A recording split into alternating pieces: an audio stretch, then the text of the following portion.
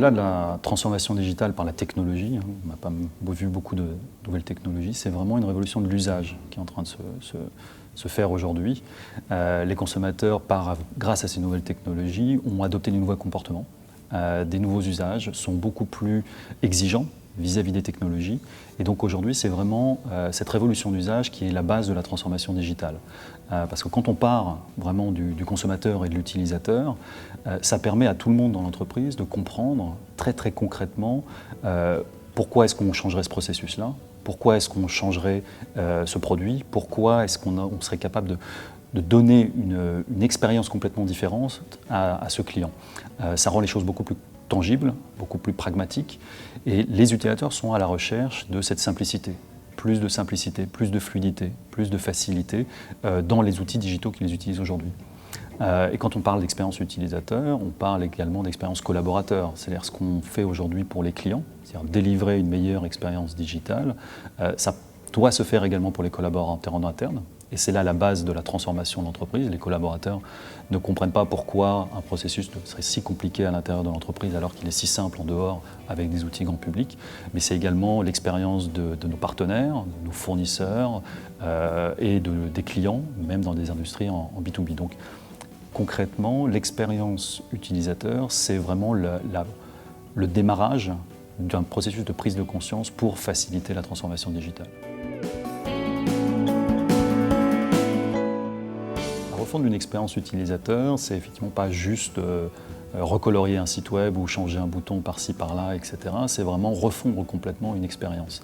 Et quand on fait vraiment ce travail de fond, c'est-à-dire repenser complètement le parcours et l'expérience de vos clients, ça peut donner des résultats et ça donne des résultats concrets en termes de transformation de business. Quelques exemples très très simples qu'on a pu mener. Repenser complètement l'expérience pour un client dans le bancaire a permis d'augmenter de 50% le taux de transformation de l'ouverture de compte en ligne, par exemple, juste en repensant vraiment ce parcours-là. Un autre exemple, c'est 20% de baisse de coût sur un service client, parce que justement, on améliore l'expérience, les gens ont moins besoin d'appeler le service client, donc il y a des conséquences indirectes en termes de coûts.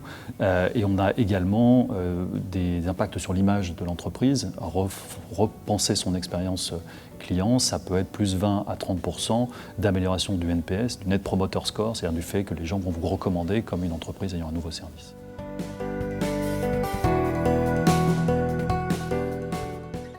Se lancer dans une démarche de refonte de son expérience utilisateur, vraiment profondément, il y a 4 grandes étapes. La première étape, c'est vraiment l'adéquation avec la vision et la stratégie de l'entreprise. C'est-à-dire faire en sorte que cette nouvelle expérience qu'on va créer soit conforme à l'ADN de l'entreprise et à ce qu'elle veut délivrer.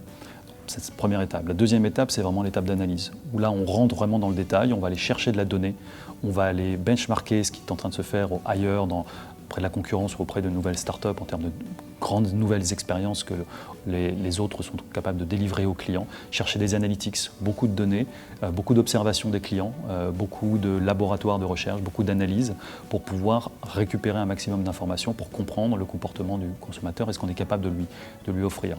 Ensuite, la phase de construction, où là on va commencer à écrire ces nouveaux parcours, décrire cette nouvelle expérience, rentrer dans la logique de construire une UX, une UI qui est adaptée à ça, donc des nouveaux parcours pour des nouveaux personas.